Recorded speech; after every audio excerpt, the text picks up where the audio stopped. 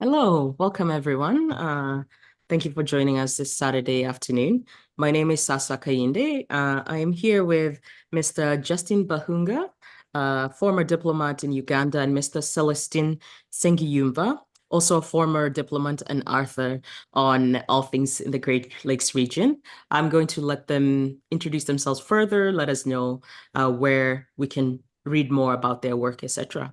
Mr. Celestine, if you can begin, please. You're just unmuted. Unmute yourself. I thank you. I'm grateful that you introduced me to participate in this conversation. I'm Celestine Sengiyumva. I am a former diplomat in Addis Ababa, the hub of the African diplomacy. And I now live in northwest of the state of New York. And I'm delighted to be part of this exchange. Thank you. Thank you. Mr. Bahunga. Yeah. My name, as you said, I'm Justin Bahunga, a former diplomat. I live now in the UK, and I'm so glad that you have invited me to this conversation, and together with my brother Celestine. I hope this will profit other people. And I think really it is important to mention this, and that I think the audience, the English audience, is so important that to think of addressing yourself to it is equally important. Yes, Thank you. I do agree. Thank you, thank you. So today's discussion, we're going to discuss about the ongoing crisis in Eastern DRC, or the Eastern Democratic Republic of Congo, previously also known as Zaire. It's very difficult to separate the history of Eastern DRC from the history of Rwanda. But today we're going to try to speak about the ongoing war, or the return to a hot war from what seemed to have been a period of stability and peace. So historically and culturally, most people don't, well, I think most of our viewers would know, but both Rwanda, Burundi, and Congo were at a point colonized by the Belgians, and that within that, after African nations became independent, we then see a fracture or a separation of what was really one linguistic family or a group of people within the Great Lakes region who had natural borders, but those borders were cut up once colonialism ended. So if you could both give a sort of quick summary or your thoughts on how the colonial period plays a part to our current problem, particularly in the question of borders and what is Eastern DRC and what is Rwanda. Okay. We can start with you, Mr. Bahunga, and then we'll go to Mr. Celestine. That's okay. Thank you very much indeed. I think it is quite important that you ask that question, because it will help us to understand what is happening today. As you will recall, when the colonial powers started to partition Africa, most of the regions were still in a state formation process. And you will see when, for instance, the current government says in Rwanda that we ought to occupy, to be part of Congo and part of Uganda, actually is misunderstanding the whole process or dynamics of history at that time. Because like in Europe, the issue of state came about in 1641, and with the Conference of Westphalia. Otherwise, you would have the King of England having a right to the throne of a certain kingdom in France. You've heard about this 100 years war, you have got 30 years war. And at that time, that you had now to set borders. So in Africa, it is the same that in the Episcopal region, that when the colonial powers came, they found this process of state formation, and it is them that said, now these are the borders. And while doing it at the Berlin conference, is like sharing a cake. You're just cutting this in my piece, this the other piece, this the other one's piece. They didn't take care of tribes or ethnic groups which went across the border. I'll give one simple example. There was a time in Uganda at the border with Kenya when you had brothers, one an MP, a member of parliament in Uganda, another member of parliament in Kenya. Because after the border with the countries, we have got different farms, one part in Uganda, one part on the other side. And that's for that reason that in 1963, when Organization of African Unity was set, the charter said clearly that we cannot go back to question the boundaries set by colonial powers. Because they knew there would be a problem if they started to say, this is mine, this is across the border. And this brings me to a very serious question about Rwanda. So if I go very far, is that in 1999, the Organization for African Unity commissioned experts or a panel of eminent personalities to write about genocide in Rwanda.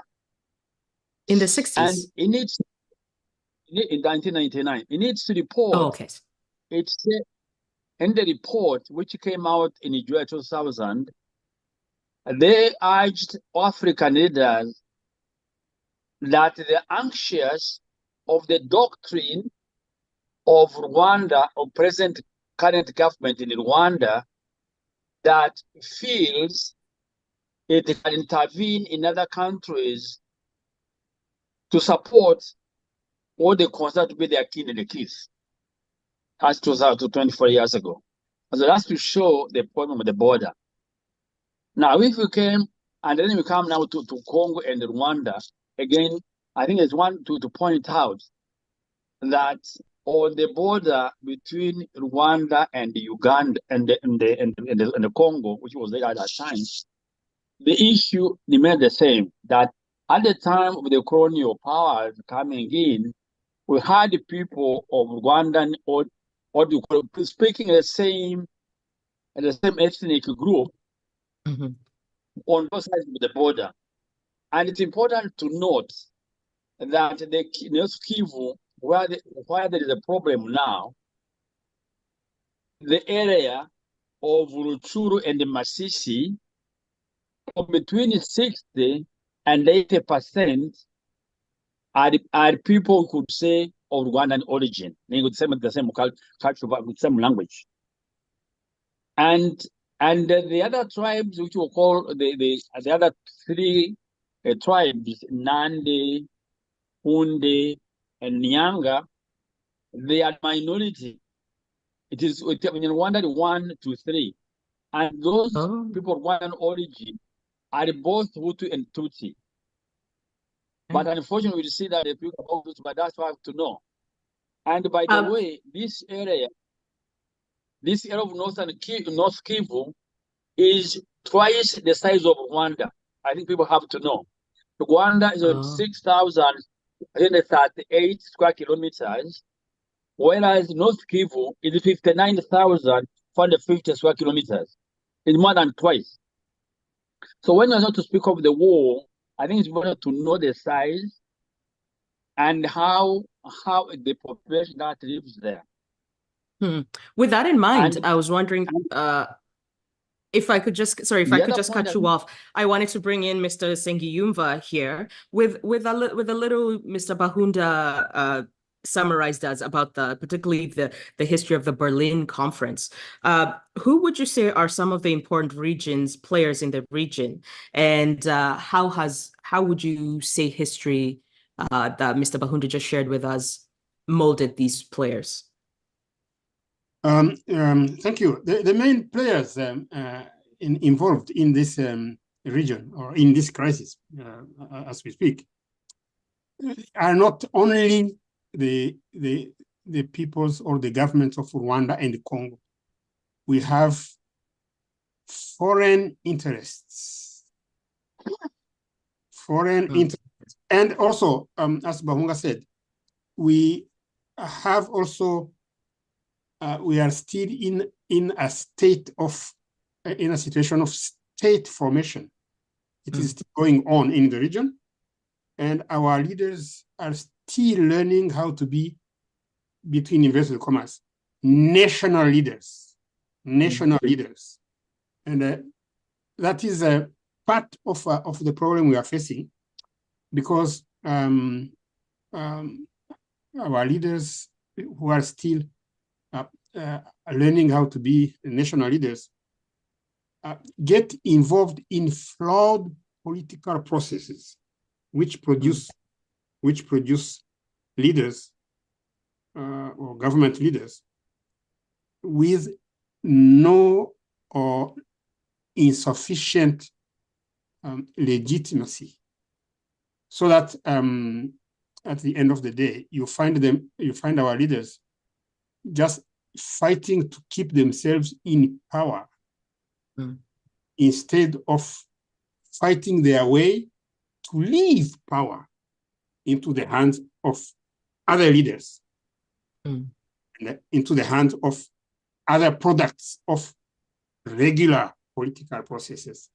So that that would be my assessment of this situation, whereby we find that Rwanda is involved in the crisis in Eastern Congo over the minerals of Congo, but Rwanda has no mineral industries. We don't have manufacturing industries. So these minerals must be ferried to wherever they need to go, to the north, that is to the west. And the interest Rwanda has in all this process is that the West would protect the leaders. No, that is Rwanda and Congo. The West would protect the leaders' flawed elections. The West would approve, as they did recently in Congo. They would ratify clearly flawed and illegally organized electoral processes. We saw it very recently in Congo. The West came in unison to ratify the election of the president of Congo, today's president of Congo, totally ignoring the opposition people who were crying foul. So now he has, the president of Congo has said interest in going along the lines, along the wishes of his sponsors, as does the president of Rwanda. And this is, according to me, this is really part of the crisis, because I think that if we could have regular political processes, if we could have no rigged elections, if we could have national governments, the crisis which is now raging in Eastern Congo would not be there, because the leaders would understand that the best interests of our population lies in cooperation and peaceful existence. Thank you. Thank you so much. I want to bring back Mr. Bahunda. When you first started speaking, Celestine, you brought in foreign interests. There is something I often think about, but I don't know if it's too simple-minded. But essentially, when I try to explain to people the connection with Rwanda and Congo, I tell them, Habyarimana said no, but Kagame said yes. But I can't quite expand to them what the yes or no is. So, Mr. Bahunda, what is the current state of diplomacy and military affairs? If you're able to, for example, give us a quick summary of that picture in the last maybe 10 years and how it has now resurfaced again. And so if you could tie, the state of diplomacy, military affairs with the foreign interest that drive all this? Yeah, I think I took this issue of what we are seeing. I call it a tip of an iceberg. Meaning, actually, it is something just on the surface, and you're hiding something bigger than it is. Why? Is that there's no way you can explain, for instance, that a small country like Rwanda, which depends 43% of its budget is funded by the externals. 70% of public expenditure from outside the aid. It can afford to invade, occupy a country which is 80 times bigger than it is. By the way, Congo is 2.4 million square kilometers, while Rwanda 26,000 square kilometers. As I was saying, even the North Kivu is twice bigger than Rwanda. So if and also for historical records, Rwanda invaded Congo twice together with Uganda. First of all, it was with the Burundi and Uganda. Second phase, 1998, that was with Uganda. And the two invasions cannot attribute them to Rwanda, and Rwanda go away with impunity unless there are some external forces which are behind Rwanda. Even this war, you have seen that there was the US, the UN Security Council, has clearly stated that Rwanda has got troops in the Congo that it supports a UN sanctioned Group 23. You have no sanctions, and you ask yourself, what kind of power, what the force Rwanda can have to defy with impunity the injunction of the United Nations Security Council. Coming back to that, so we come back now to the present crisis. There's what they call, I think, for instance, we talked about it, what we call transnational war economy, meaning that government officials collude with rebel leaders and businesses to loot mineral resources of a country to sustain the war. And what is sustaining? Because these groups are not interested in having the war end.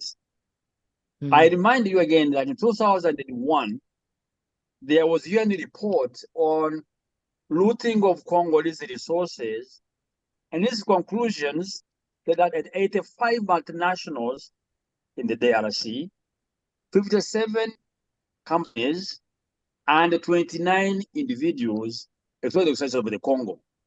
So the war, in essence, has got the international dimension, which Celestine talked about, but there is also the regional dimension of having Uganda, especially in Rwanda, exploiting the resources of the DRC. And this also has been documented by UN. So these interests, and again, at the local level, again, as I was saying before, there is the local businesses that deal with the minerals to Rwanda and to Uganda. I was seeing that, for instance, I was saying the UN Treasury for 2021 that 90% of the gold of Congo goes through Uganda and Rwanda. Wow. So these interests, but so there is the local element of local politicians. That's why we have to say 135 local militias And these belong to local businesses and politicians who use them as leverage to have power in Kinshasa. So the Meaning leadership, this, I was going to ask, so the leadership, in a sense, has turned the crisis into an economic system. it's not the Congolese government. I'm saying there's not international ramifications. They're both regional, we say Rwanda and Uganda. We may Burundi, I think, a little bit. But international level, these multinationals that actually exploit the resources of the Congo and they use Rwanda and Uganda as a conduit. And indeed, this report, the UN report, says that Rwanda has become a gateway to outside the markets of these resources. And not only that, recently, Kagame was on record saying that these minerals pass through our country and they have a problem. They are accusing me of that. But he said, even if I allow them to go through, I would have a problem. So what I want to say is that this war in this time Congo has got ramifications is exploitation of the mineral resources of Congo. And the people involved, stakeholders, I was saying, locally, we have got to local authorities, local leaders, who have got, and the businesses who have got their personal armies. And they bring to the question, now we come to government, the issue is that normally the sign of a state, we're talking about states, is the has got the monopoly of violence over the other sources. So meaning what is happening now in the Congo in terms of the local level government is it has no control over its territory. And therefore it's created a vacuum for this small group to take over. And of course, which are being used by neighboring countries for their economic interests. I know what that meant is clear. Thank you so much. Thank you so much for, oh, sorry. I thought you had another point to add. What I was saying is it's very important that we see this connection, that this economic factor, what we call the transnational war economy, with the profits, and this is being facilitated by the absence of the state of DRC in certain areas. And I was listening, very interestingly, to the Minister of Industry of the Congo, who was the governor in the Kivu for 12 years. And he was giving an example, it was the same thing that I was saying, the absence of the state, or the absence of the instruments of the state, that's the police, the army, and the judiciary, and leaving everyone to look after themselves.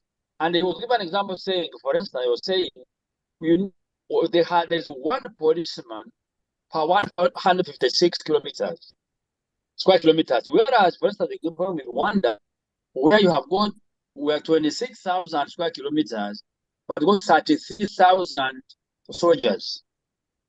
So, and the difference is quite glaring. I notice the difference. So the effort of the government now for the Congo now, the key issue we are saying is it is now to make the government present in every area in an effective way, with the police, with the army, and with justice.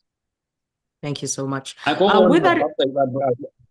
With that in mind, I just wanted to bring in Mr. Sengiyumva in, and I wanted you to sort of add, if you had any comments to add about the political-economic relationship. I like to always think of things in historical terms, and after liberation, Africans were free of colonialism, but then straight after we jumped into neocolonialism and neoliberalism, when I see the ongoing crisis of Congolese minerals, it is really tied to neoliberalism and how much more the first world is more and more dependent on the resource of the third world, creating a system, like Mr. Bahunga said, of transnational war economy. Here in Canada, we call it the MICUMAT, the Military Industrial Congressional something. But it's a big industry in which war is the main theme. And so I wondered, in your history, especially if there's a way to explain Habyarimana said no and Kagame said yes, the minerals still existed during your time. Why was the exploitation not quite as apparent? Yeah, no, it was. Interesting. It was. I think I need to remind you that when Congo became independent in 1960, the then commander of the Congolese army, which was called Force Publique, wrote on the blackboard in front of his office. He wrote that before independence equals after independence. That is basically meaning that, in fact, nothing has changed. Only the flags flying about things have changed. And in the 60s and early 70s, Congo was a booming economy. But Congo was about to achieve industrial stability. And the Western interest could not allow that, because that would give Congo a say in the bargaining, while bargaining the price of copper or cobalt. And they started sabotaging the mining industry, and it collapsed. And as it collapsed, it denied the government the resources needed to be present on all Congolese territory. So the issue of the absence of government authority, especially in the east of the country, is predicated on the insufficient government resources to be present especially in the north and the South Kivu, but also the incentives received by the governments of Rwanda, Burundi, and Uganda, the small countries neighboring Congo. The other countries, Congo has about, I think, 9 or 10 neighbors. They are all large countries. Right. Zambia, Tanzania, Angola, these are large countries which cannot be influenced as easily as Rwanda and it can be. And the other small country is Congo-Brazzaville, which is a preserve of France. So the open areas for foreign influence are Rwanda and Burundi, who have structurally weak. They cannot balance their budgets. So they need budget assistance. And this assistance comes with strings attached. Okay, and so that is part of what is encouraging instability in Eastern Congo, and also we need to bring out the fact that in my first intervention, I spoke about the political processes. Now we have been seeing talks between different stakeholders, Rwanda process, Nairobi process. The main factors driving instability are absent in these negotiations, and these stakeholders are the powerful Western interests. They need to be around the table for this.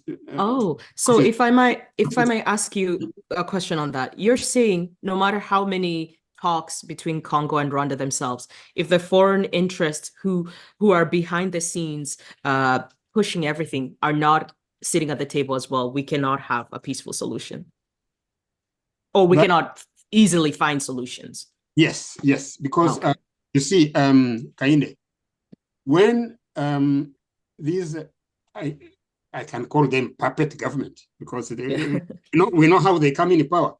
The moment they don't deliver the goods, a leader gets overthrown. It has happened to Mobutu. It has happened to Habyarimana and Karyamira and all these people. It has happened to President Laurent Désiré Kabila. If you deliver the goods expected to run Western factories, they get rid of it. And they find somebody in your country who is readily accepting to take the offer. That is to be helped into state power, is to take into state house on the condition that you promise to do their bidding or their willing. And with the understanding that the moment you are not delivering the goods, you are done. They can get somebody else. And the instability we are experiencing, it is not that we Rwandans or Congolese like to get to each other's throat. No, there are very strong incentives, and peace cannot come about if these powerful interests do not want to let go of Congo, and they cannot. They cannot because Congo is. They cannot survive without Congo. Congo would survive, but it is a reservoir of. No, I meant the Western foreign interests. They cannot survive without the raw materials from the Congo. Exactly. And at the end of the day, the question becomes, what do we close? Do we close our factories? Or do we have a regime change in Kigali, in Kinshasa, in Bujumbura? This is the question. And we cannot resolve this question without these powerful Western interests around the table. Thank you. With that in mind, I do have a question for Mr. Bahunga. We've been speaking about this concept of state formation, and the more you've spoken, the more I understand that the leadership is almost co-opted, or the leadership class in the region is co-opted. But I want to know, how can you create healthy nationalism within the everyday people on the ground? Because so many successful revolutions have required the everyday people to see themselves as part of that change. Currently, we have like tribal, there's a tribal theme within this conflict that keeps that apart. But how do you see a peaceful solution? For me, requires the people to be woken up and for them to understand their value, not only in their land, but in whom they are and their cultural history. So I suppose that's my question. How can we create healthy nationalism in the Great Lakes region to fight this economic warfare? Thank you so much. One, I think the question will allow me to answer, which is why I answered this question, said, why I think we have Yarimana and we do something. But I think the key issue is that we have also to understand the question of the Great Lakes region and the impact of the end of the Cold War. Yes. But during the Cold War, there was, for instance, Congo was used by the West to fight the East, which was supporting Angola. Yes. And so now after that, the competition, ideological dominance, when it ended, then the issue was about human rights, democracy. And so Mobutu was no longer useful for the Cold War. So they asked a question on him about human rights. And I tell you one thing, that there's the ambassador of the US ambassador Richardson, when Kabila had started not to Kabila, it was Rwanda. And he told Mobutu, he said, it is time over. We don't want to be pulled in the Strait of Kinshasa. Can you please leave? And he seemed to have said, he's written in the book, A Continent for the Taking, he said, we have worked together for the last 25 years. Are you now dropping me now? They said, yes. And then the head of security was in Rwanda, he met his counterpart, the CIA, and he asked him, how would you drop us for a communist like Kabila? He answered him, he said, who told you he's our friend? Because he was there for 1 year, replaced by his son. And for Rwanda also, I can tell you for Rwanda, if you look at a report of the World Bank report 1989, Rwanda is taken as a role model for good management of the economy. But then the time had come to change the political configuration of the Getsex region. And of course, Habyarimana was not ready, that's what I think, to go along the way or moving probably Mobutu or collaborating. So there was a force, which the RPF, which co-opted, which was eyeing, I think we are just a collateral damage for Rwanda, but move over to the next, which is Congo. So that's the link. So why? And because the manner of dealing foreign policy is different. For Habyarimana, it was rather cooperation other than aggressive occupation. You remember during the time there was CPGL, and I was so glad Chisaje talked about it recently. The Economic Committee of Great Lakes, which was Rwanda, Burundi, and Zaire at that time. CPGL, Community of Great Lakes. And one of the issues was to agree on free movement of people and goods. We had also formed what the KB or Kagera River Basin Organization, where we had Rwanda, Uganda, Tanzania, and Burundi. So the whole policy was different in the sense that while the present government said we have to go to defend our kin and the kith in the Congo, the policy was, let us agree on free movement of people and goods. When it came to economic cooperation, it was let us have free exchange rather than saying let's go take over. So that's the big difference, the foreign policy of Habyarimana and the foreign policy of the present current government in Rwanda, which even claims is that some parts of Congo we are part of Rwanda, as I was saying, want to establish the borders between the two countries. Now, you are asking me now, what do we do to bring that nationalism? I think Congo is, people have actually underestimated the national spirit of the Congolese. Not only Rwanda, but also the Western countries. They used to say that Congo does not exist. All the tribes live next to another. And I suspect that when Rwanda went in, what they had in mind from the very beginning, to take over Eastern Congo, Balkanization. And there is some element to it. Because I was reading that the advisor or the Assistant Secretary of State for Africa, Walter, during the time of Bush Jr., he was saying that Congo has to be dismantled. There is another gentleman called Ambassador Peter Palm. He was in 2012 when M23 attacked for the first time, wrote an article, New York Times, saying that was to save Congo, exit fall apart.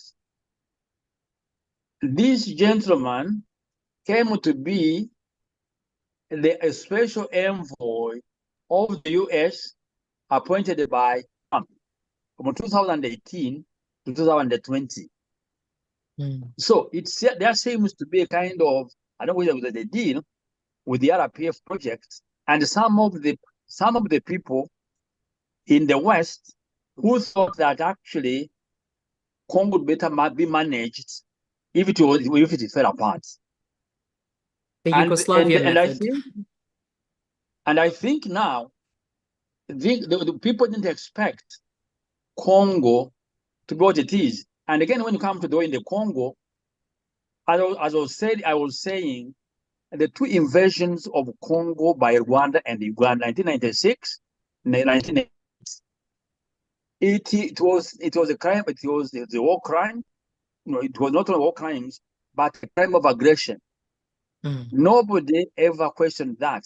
And actually, when the Congo wrote to the UN, they wanted to, they tabled a motion to call Rwanda and Uganda aggression.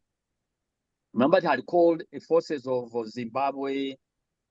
They refused to, I think UK and the US, to use the word aggression, and they used the word in the protocol, invited the forces and uninvited the forces. That's what it was. Yeah. To avoid calling it aggression.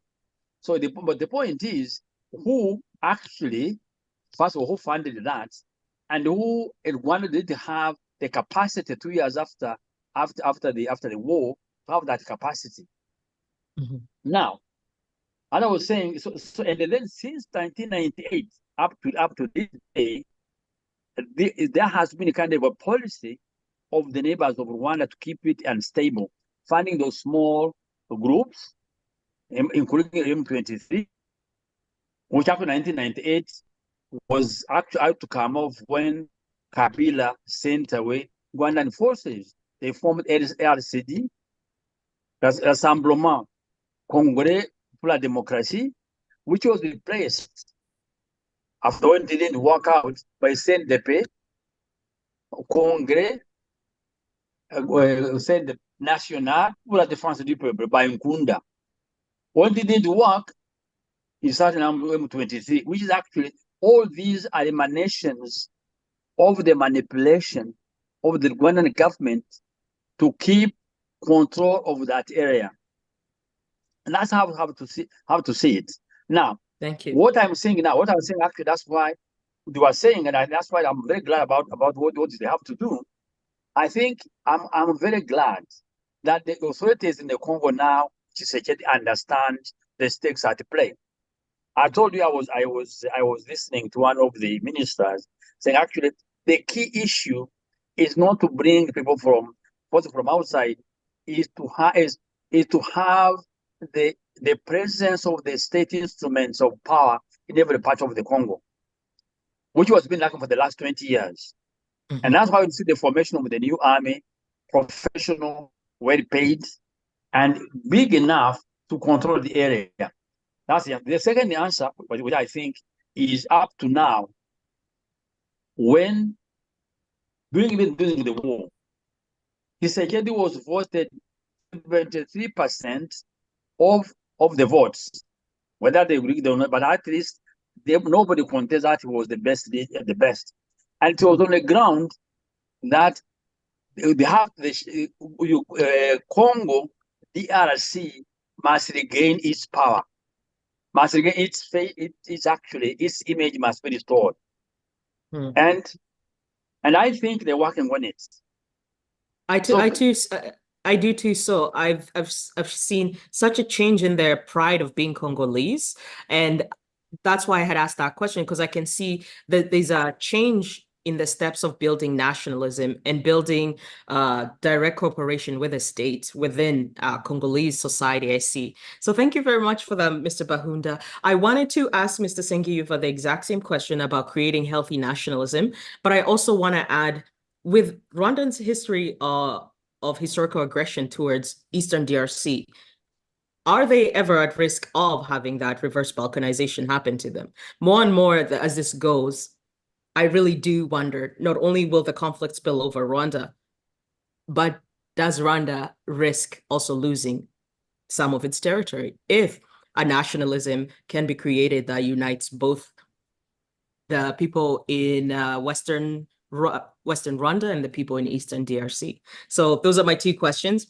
how do you think the spillover would affect Rwanda, and how can we create a healthy nationalism for that region?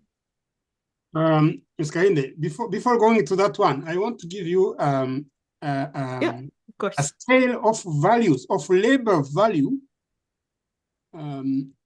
which drives violence in Eastern Congo. As you know, many factories in North America have moved to Southeast Asia, in India and Bangladesh. Labor here in America is $15 an hour, and that amounts to $90 a day. When you move the factory to Bangladesh, the labor is paid $2 an hour, and if you count 8 hours days labor, that makes $16 down from 90. Now, if you take that to Eastern Congo, where you have child labor, where you have forced labor, and where you have non-industrial extraction of minerals, you get a value of $2 a day. $2. Oh, wow. Now, from 90 to $2 a day, you see the powerful forces, labor forces, which drive violence in East Congo. And with that in mind, Ms. Kainde, the president of Congo is unable to remove the incentives which are being given to the small East African states of Rwanda or Burundi or Uganda to stop violence in Eastern Congo, because the president of Congo cannot offer conditions which would cost the West less than $2 a day. And would that lead him to what you were saying, how if a leader does not deliver, he is removed? Of course. But when he cannot deliver, the West would drive in social unrest, and you know how it ends. Social unrest usually removes the government. Okay. Now, concerning the Rwanda's persistent aggression in Eastern Congo, as I said, it is driven by unseen powerful hands, and the risk for Rwanda are there. If another more powerful hand can help Congo to drive Rwanda out, I don't think the war would stop at the borders. And Rwanda is not a large territory.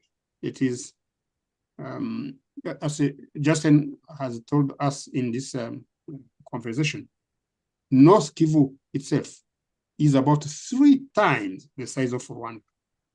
3 times. Yeah, that is absolutely more than 2 times the size of Rwanda. So Rwanda can lose even its nominal independence in the process. If Rwanda gets conquered, it can lose even its nominal independence, and that would be a disaster for Rwanda and for Rwandans and for the entire region. I'm concerned that the international community is not paying enough attention to the international, to the humanitarian crisis, which has befallen North Kivu. They have about 2 million displaced persons. That is about the population of Toronto.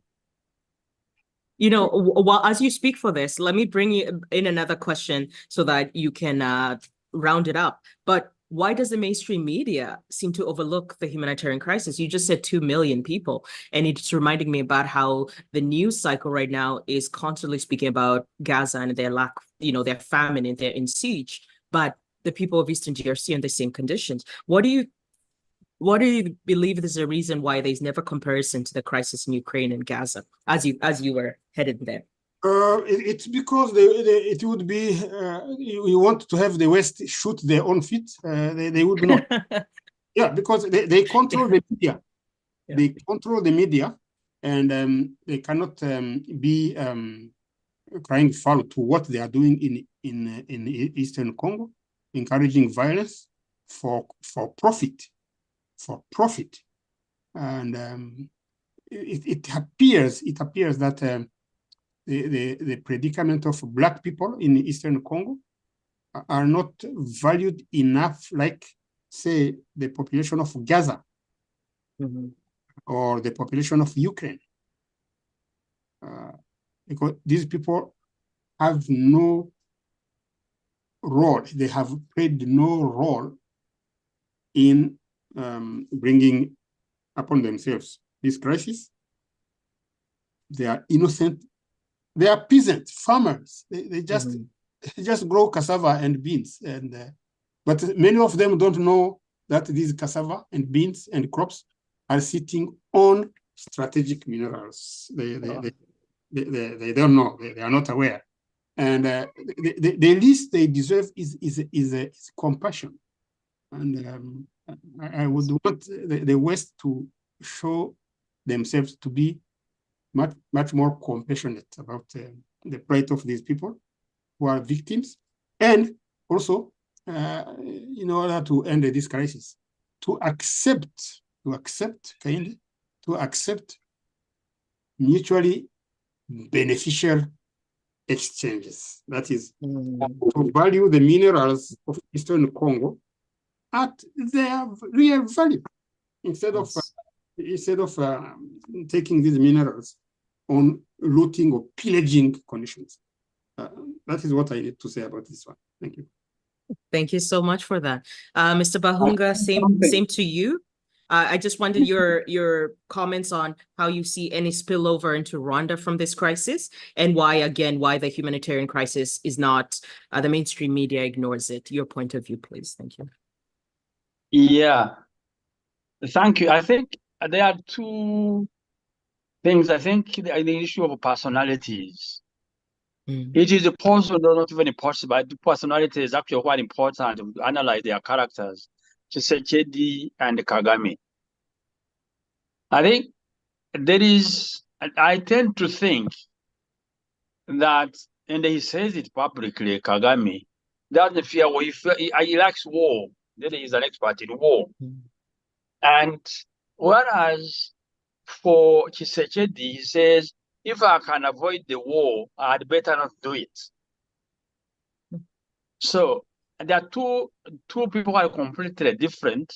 One who enjoys fighting, who doesn't care about the loss of lives. If he did, he would care about what dying in the Congo, in the war happening now.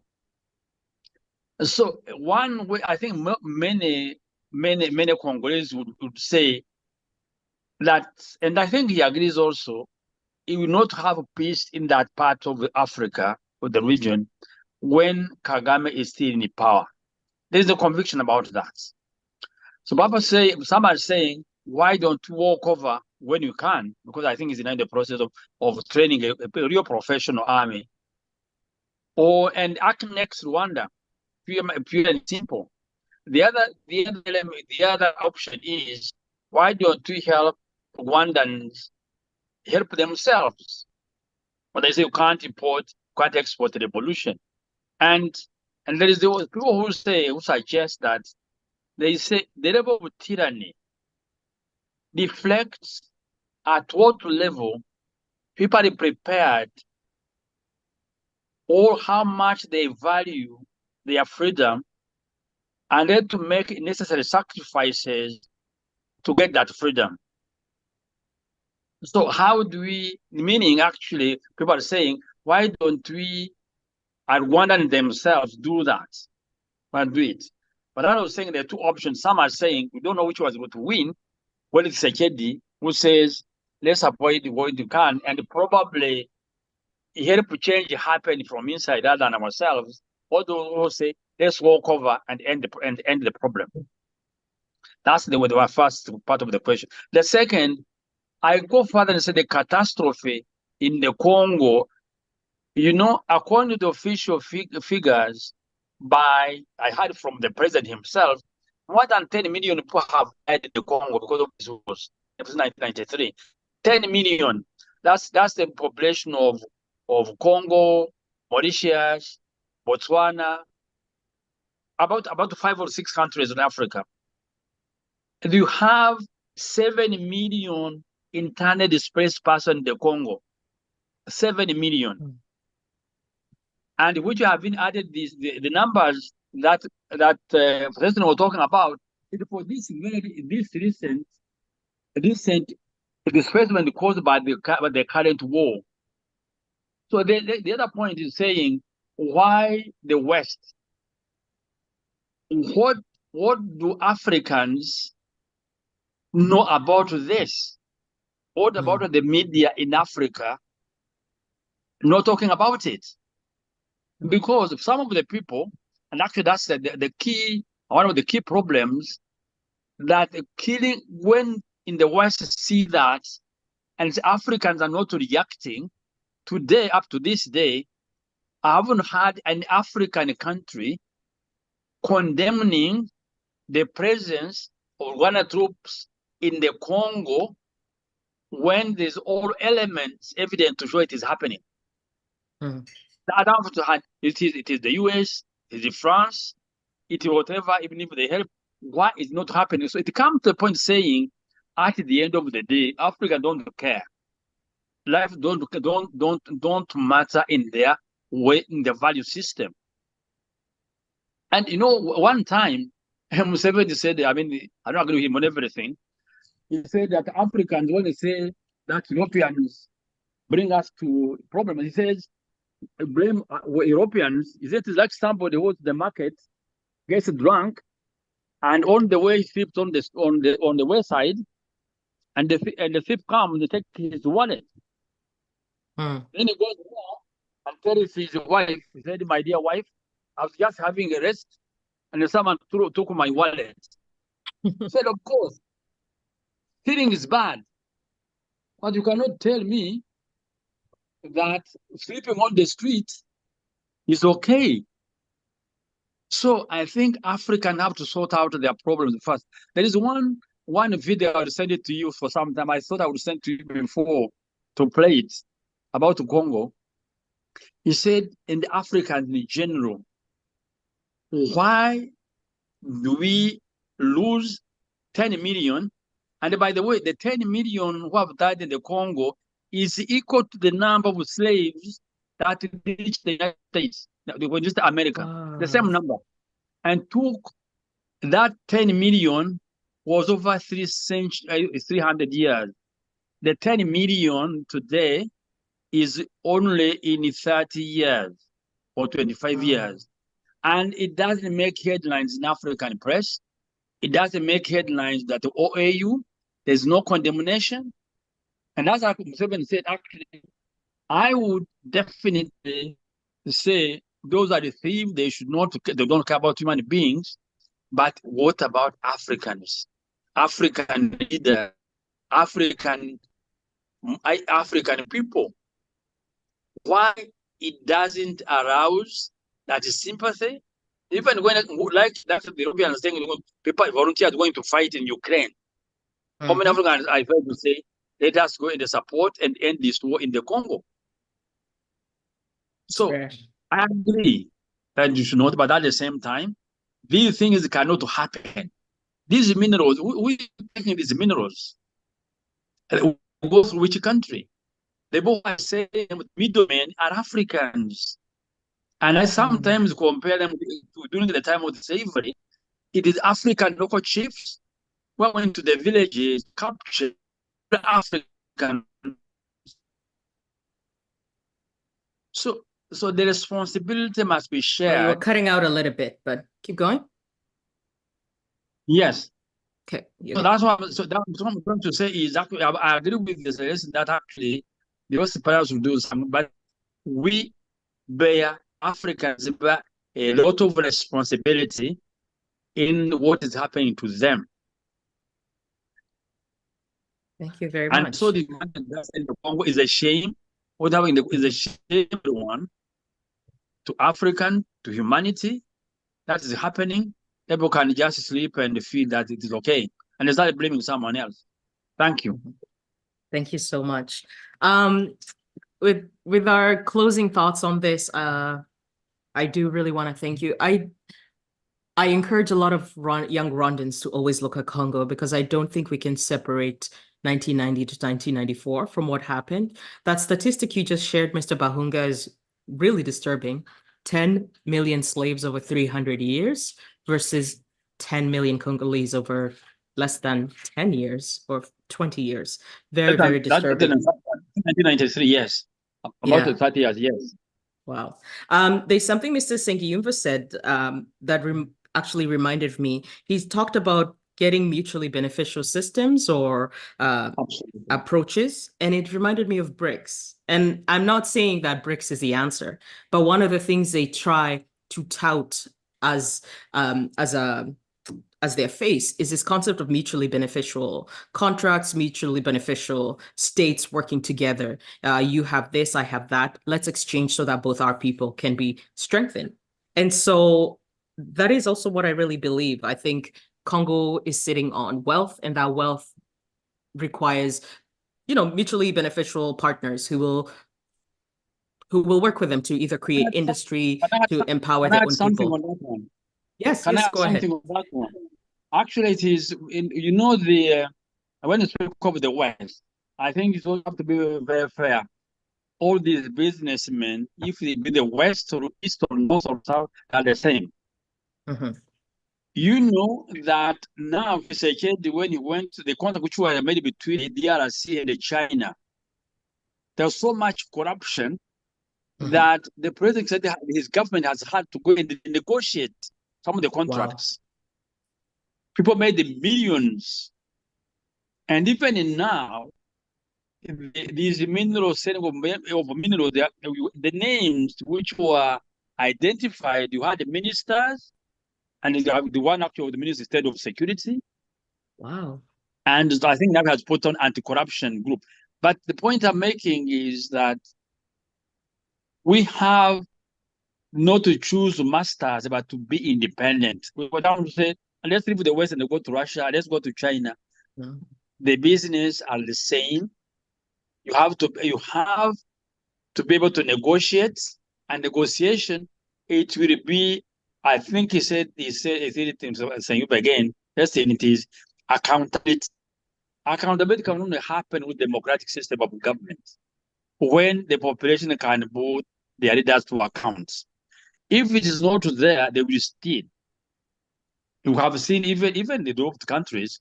You remember Helmut Kohl, of the most famous German who is identified with the end of the code of the Berlin Wall. He was caught with, he was corruption. I think it was the Prime Minister of Japan. The only thing we can help stop these natural tendencies is having strong institutions which make leaders accountable. Oh, thank you. Thank you. Any other closing thoughts you have, Mr. Bahunga, and then we'll pass it on to Mr. Sengiyumva as well to give us some closing thoughts. Yes. One, thank you.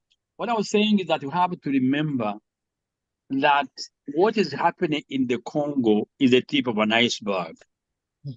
Meaning, actually, it hides a lot of hidden interests, both local politicians who are hungry for wealth at the expense of their countries.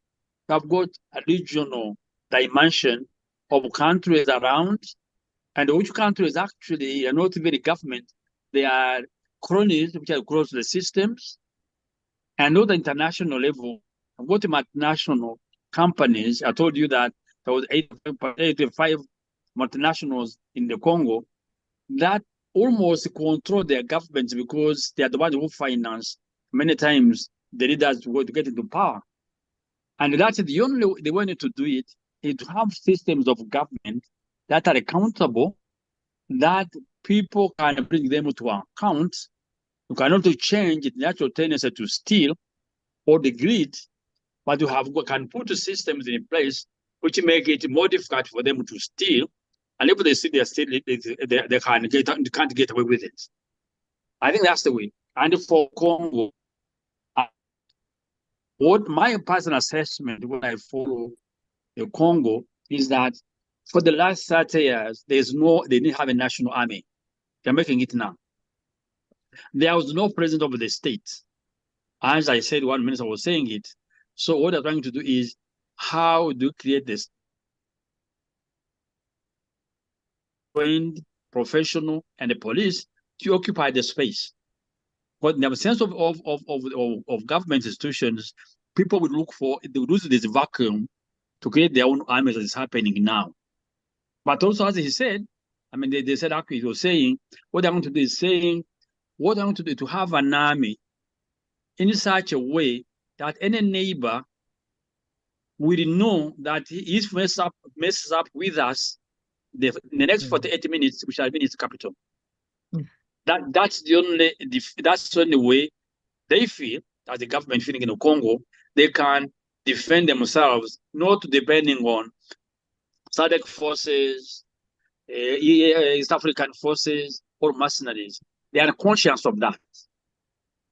And I think, and I'm hopeful that this can happen. It's good not for the Congo, because I've had some tweets from our fellow Rwandans saying, why are you defending Congo? Why when they're criticizing Rwanda, I do for one thing. I defend human beings where they are. I criticize a thief or a criminal, whoever he is, whether Rwandan or Congolese. Thank you. Thank you so much. Mr. Singiva. Yeah, you mentioned towards the end, you mentioned the BRICS. I strongly hope that these Eastern blocs, China and Russia, and probably also India, I strongly hope that they are not trying to create for themselves their own constituency, a rival of the Western constituency. As you know, there has been in the 70s, in the 80s, there was the non-aligned movement, which was eventually kind of dismantled because towards the end of the 90s, there were only one bloc, one domineering bloc, the Western, because the Eastern bloc had collapsed. But now, I really hope that the emergence of BRICS is a cry of revolt against unfair, unequal conditions of the world as dominated by the West and as dominated by today's system of the United Nations. So the strong desire of less powerful nations, like African nations, it would be to have a world which works on principles of fair conditions of exchange, mutually beneficial conditions of exchange, and the end of bloc dominance. That is either the West or the East. Nobody wants to be dominated. Yeah. we don't want to dominate. We don't want to. So that would be my conclusion on today's talk, that we look for a world which would be organized around mutually beneficial terms of exchange. Thank you, Ms. Kay. Thank you so much. I feel like I learned quite a lot from both of you today, and there was really themes of taking responsibility and stop seeing ourselves as Africans as victims. We do have a part to play, and so long as we're victims, we're always going to be waiting for a savior. So I think that's a really big lesson for people my age group. And then I also wanted to mention somebody, I forgot which one, mentioned how the end of the Cold War really changed things for the Great Lakes region. And that point, I keep coming back to it, is really, it's so true and it's very powerful. 1990, the collapse of the Soviet Union, the end, even the fact that we just had two blocks and forcing the world onto one block, we've now see the consequences of essentially having no option within a system. And that is also what I thinking about when I think about the future of the Great Lakes region. Hopefully one day I do get a chance to go there, and all I can think of is, yeah, we do deserve a chance to actually build a state, a nationhood that is safe and that is for our people.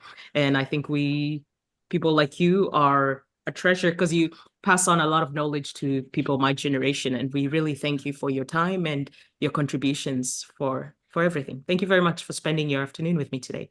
And thank you for everyone who's watching. Please like, share, and subscribe to your friends and others who have questions about the crisis in Eastern DRC. So thank you very much.